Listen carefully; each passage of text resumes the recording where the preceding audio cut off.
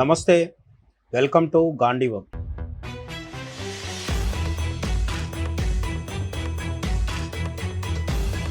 మనకు యూరోప్కి వెళ్తే ఒక సామెత ఉంది. చరిత్రలో ఫ్రాన్స్లో ఎప్పుడైనా సరే ఒక విప్లవం వస్తే అది యూరోప్ అంతటా విస్తరిస్తుంది అని చెప్పడానికి సంకేతాత్మకంగా ఏం చెప్తారంటే, whenever France sneezes Europe catches cold అని చెప్తారు. అంటే ఫ్రాన్స్ దేశం తుమ్మితే యూరోప్ ఖండం మొత్తానికి జలుబు చేస్తుంది అని చెప్తారనమాట. ఇప్పుడు ఈ సామెత ఎందుకు చెప్పుకున్నామంటే, తమిళనాడులో ఎన్నికలు జరిగాయి, డిఎంకే గెలుస్తుంది అనుకున్నారు. కాదు ఏఐఏడిఎంకే అవకాశాలు ఉన్నాయన్నారు. సీన్ కట్ చేస్తే క్లైమాక్స్కి వచ్చి మే 4వ తేదీన రిజల్ట్స్ వచ్చేసరికి ఎవరు ఊహించని విధంగా ఒక్క సర్వే తప్ప, ఒకానొక ఎగ్జిట్ పోల్ తప్ప మిగతా అందరూ కూడా, మిగతా అన్ని సర్వేలు, మిగతా అందరూ మీడియా మేధావులు, సామాన్య ప్రజలు కూడా విజయ్ సింగిల్ డిజిట్కి పరిమితం అవుతాడు, 1, 2, 3 లేదా 9, 10 సీట్లు కూడా రావనుకున్నారు. 10 సీట్లు రావనుకున్న విజయ్ 10 పక్కన 8 పెట్టుకొని 108 సీట్ల వరకు వెళ్ళడం జరిగింది. విజయ్ ఇంత భారీ విజయాన్ని సాధిస్తారు, టీవీకే అధినేత దళపతి విజయ్ ఇంత భారీ విజయాన్ని సాధిస్తారని చెప్పి నిజానికి ఎవరు ఊహించలేదు. చాలామంది కూడా పొరపడ్డారు. తమిళనాడులో ఉన్న క్షేత్రస్థాయి ప్రభావం ఏంటి, క్షేత్రస్థాయిలో జరుగుతున్న మార్పు ఏంటి అనేది పసిగట్టడంలో ఫెయిల్ అయ్యారనే విషయం ఓకే. అయితే ఒకసారి రిజల్ట్స్ వెలువడిన తర్వాత తమిళనాడులో జోసెఫ్ విజయ్ తుమ్మగానే ఇక్కడ మన తెలుగు రాష్ట్రాల్లో చాలామందికి జలుబు చేయడం మొదలుపెట్టింది. ఎందుకలా అంటే ఇందులో 2 ఉన్నాయి, మతము, కులం.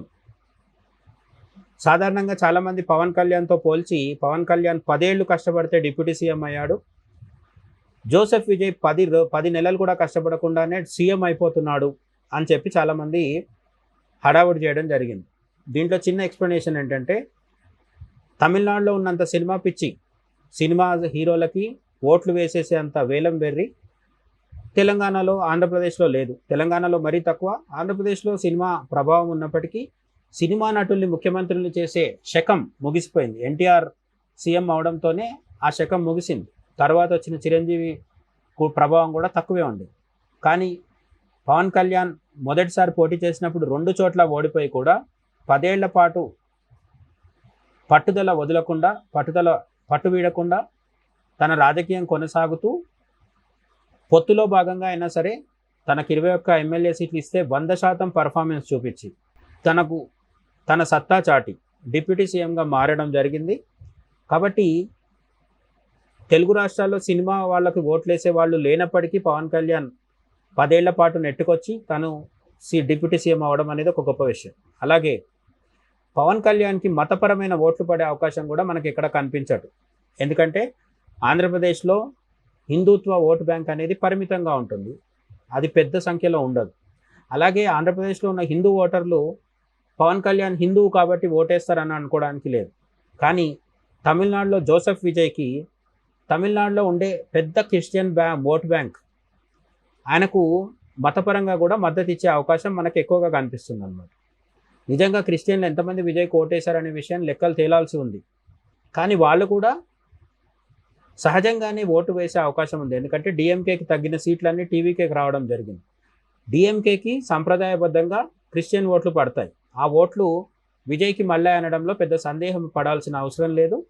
కాబట్టి విజయ్కి ఆయన ఫాలో అయ్యే క్రిస్టియన్ మతం కలిసి వచ్చింది.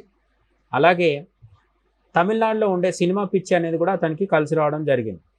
పవన్ కళ్యాణ్కి ఇక్కడ అవి లేనప్పటికీ పవన్ కళ్యాణ్ పూర్తిగా తన సిద్ధాంతం ఆధారంగా, తన చరిష్మా ఆధారంగా, లేదంటే తన పోరాటం ఆధారంగా 10 ఏళ్ల పాటు స్ట్రగుల్ చేసి తన 10 ఏళ్ల కాలం పోరాటాన్ని ప్రజలకు చూపించి అప్పుడు ఆయన విజయం సాధించడం జరిగింది. కాబట్టి విజయ్ సాధించిన విజయం గొప్పదే, దాన్ని తక్కువ చేయాల్సిన అవసరం లేదు. కానీ పవన్ కళ్యాణ్ విజయ్తో పోల్చి తక్కువ చేయడం అనేది ఖచ్చితంగా మూర్ఖత్వం అవుతుంది. అలాగే నేను చెప్పినట్టు తమిళనాడులో తుమ్మితే ఇక్కడ జలుబు వచ్చినట్టుగా ప్రవర్తించినట్టే అవుతుంది.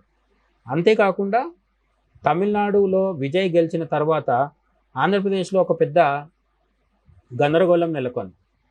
అతన్ని దళితుడు అనుకొని చాలామంది మద్దతు ప్రకటించడము, ఫేస్బుక్లో సోషల్ మీడియాలో పోస్టులు పెట్టడము, నిజంగా కూడా కొన్ని ఈవెంట్స్ నిర్వహించడము, ఒక దళితుడు తొలిసారి ముఖ్యమంత్రి అవుతున్నాడని చెప్పుకోవడము, ఇవన్నీ జరుగుతున్నాయి. జోసెఫ్ విజయ్ అతని పేరులోనే జోసెఫ్ ఉంది కాబట్టి క్రిస్టియన్ అవుతాడు తప్ప దళితుడు అయ్యే అవకాశం లేదు. పోనీ మన దగ్గర దళిత క్రిస్టియన్ అనే వాదన వాడుక పదం కూడా ఉంది కాబట్టి అలా చూసుకున్నా కూడా విజయ్ తండ్రి చంద్రశేఖర్ ఎవరైతే ఉన్నారో ఆయన విజయ్ని స్కూల్లో చేర్పించేటప్పుడు కులం మతం రెండు చోట్ల కూడా తమిళం అని రాయించాడు అనేది మనకు ఇంటర్నెట్లో దొరుకుతున్న సమాచారం. విజయ్ తండ్రి కూడా కులాన్ని మతాన్ని నమ్మలేదు అని మనకు తెలుస్తోంది. విజయ్ కూడా ఎక్కడ తన కులాన్ని మతాన్ని వాడుకొని ఎన్నికల ప్రచారం చేసినట్టుగా మనకు కూడా ఎక్కడ కనిపించలేదు. విజయ్ రకరకాల ఆరోపణలు చేసి ఉండొచ్చు, సైద్ధాంతికంగా బీజేపీకి వ్యతిరేకం అని ఉండొచ్చు, రాజకీయంగా డిఎంకేకి వ్యతిరేకం అని ఉండొచ్చు. కానీ ఎప్పుడు కూడా దళపతి విజయ్ తాను క్రిస్టియన్ని కాబట్టి ఓట్లు మేమని అడగలేదు. ఈ విషయంలో ఖచ్చితంగా అభినందించాల్సిన అవసరం అయితే ఉంది. అటువంటి విధంగా ఆయన తన కులాన్ని మతాన్ని వాడకుండా గెలిచినప్పటికీ కూడా మన వాళ్ళు మాత్రం కందకు లేని దురద కత్తిపీటకు ఉన్నట్టుగా మన వాళ్ళు చేస్తుంది ఏంటంటే, అక్కడ తమిళనాడులో విజయ్ గెలిస్తే దాన్ని ఇక్కడ దళితు వ్యతిరేకం, దళితు లేదంటే నాన్ దళితు ఈ చర్చగా మార్చేయడం జరిగింది. మళ్ళీ దళితులో కూడా మాలా మాదిగా అనే చర్చ కూడా జరుగుతోంది. అతనిది ఏ కులమైనప్పటికీ కూడా, ఒకవేళ ఆయన నిజంగా దళిత అయినప్పటికీ కూడా విజయ్ సాధించిన గెలుపుని ఒక దళితుడిగా సాధించాడు అనడం కాకుండా ఒక బాగా సినిమా గ్లామర్ ఉన్న హీరో సాధించాడని చెప్పుకోవడం సబబు. ఎందుకంటే అతనికి పడ్డ ఓట్లలో చాలా వరకు సినిమా గ్లామర్ కారణంగా పడ్డాయి. అలాగే మనం ఇంతకుముందు చెప్పుకున్నట్టు కొంతమంది ఆయనకు సంబంధించిన మతస్థులు కూడా వేసే అవకాశం ఉంది. ఆయన మతపరంగా ఓట్లు అడగనప్పటికీ వాళ్ళు వేసే అవకాశం కూడా ఉంది. దాన్ని మనం ఒప్పుకొని తీరాలి. అంతే తప్ప కులపరంగా విజయ్కి సంబంధించిన చర్చలో ఎప్పుడు కూడా కులం రాలేదు. ఇక మనకి విజయ్ గెలిచిన తర్వాత నుంచి యాదృచ్ఛికంగా మే 4వ తేదీ త్రిష బర్త్డే. త్రిష ఎవరు అంటే మనందరికీ తెలిసిన విషయమే. విజయ్ యొక్క ప్రియురాలు. విజయ్కి ఆమెకు మధ్య లవ్ స్టోరీ నడుస్తోంది చాలా సంవత్సరాలుగా. నిజానికి వాళ్ళిద్దరూ లివ్ ఇన్ రిలేషన్లో ఉన్నారనే విషయం కూడా విజయ్ భార్య సంగీత ఆరోపణ చేయడం జరిగింది. ఆమె కోర్టుకు వెళ్ళి విడాకులు తీసుకుంటానని కూడా చెప్పింది, ప్రకటించడం జరిగింది. అయితే తాజాగా నాకు విడాకులు అక్కర్లేదని కూడా ఆమె అంటున్నట్టుగా మనకు తెలుస్తుంది అన్నమాట. అయితే విజయ్కి విజయ్ భార్యకి మధ్య ఉన్న గొడవలు, విడాకుల సమస్య ఇవన్నీ పక్కన పెడితే వాళ్ళిద్దరి మధ్యలోకి త్రిష వెళ్ళారనే వార్త ఇవన్నీ పాత విషయాలు అయినప్పటికీ మే 4వ తేదీన త్రిష బర్త్డే రోజే ఎన్నికల రిజల్ట్స్ రావడం, అందులో 108 సీట్లు విజయ్ గెలుచుకోవడంతో విజయ్ బర్త్డే గిఫ్ట్ టీవీకే అసలు టీవీకే అనే పార్టీ పేరే త్రిష. టీవీకే అంటే త్రిష విజయ్ కృష్ణన్ అని కూడా కొంతమంది రకరకాల వింత విచిత్ర అబ్రివేషన్స్ ఇస్తున్నారు. నిజంగా అది అయినప్పటికీ కానప్పటికీ విజయ్ తన ప్రేయసి త్రిషకి బర్త్డే గిఫ్ట్గా ఈ విజయాన్ని అంకితం ఇస్తున్నాడు అని చెప్పడంలో కూడా మన వాళ్ళ అత్యుత్సాహంగా అనిపిస్తుంది. సరే, మొత్తానికి త్రిష బాగా గ్లామర్ ఉన్న, పేరున్న, సీనియారిటీ ఉన్న చక్కటి నటి కాబట్టి ఆమె చుట్టూ వార్తలు పుట్టడం అనేది సహజం. కానీ ఇప్పుడు కొంతమంది మాట్లాడుకుంటున్న ఒక ఆసక్తికరమైన విషయం ఏంటంటే, విజయ్ 108 సీట్లు గెలిచినప్పటికీ అందులో 2 సీట్లలోంచి విజయ్ పోటీ చేయడం జరిగింది. మన ఎన్నికల నియమావళి ప్రకారం 2 సీట్లు పోటీ చేస్తే అందులో ఏదో ఒకటి ఖచ్చితంగా రాజీనామా చేయాల్సిన అవసరం ఎవరికైనా ఉంటుంది. సో 2 సీట్లలో పోటీ చేసిన విజయ్ ఏదో ఒకటి రాజీనామా చేస్తే ఆ రాజీనామా చేసిన దగ్గర నుంచి ఎవరు పోటీ చేస్తారు? త్రిష చేస్తుంది అనేది ఇప్పుడు పెద్ద ఆసక్తికరమైన చర్చగా మారింది. ఇది కూడా ఎటువంటి ఆధారం ఉన్నది ఏం కాదు, ఉటి గాసిప్ కిందే పెట్టుకోవాలి. కానీ త్రిష తన కెరీర్, సినిమా కెరీర్ వదిలేసి వస్తారా, ఎన్నికల్లోకి వస్తారా అంటే అనుమానాస్పదమే.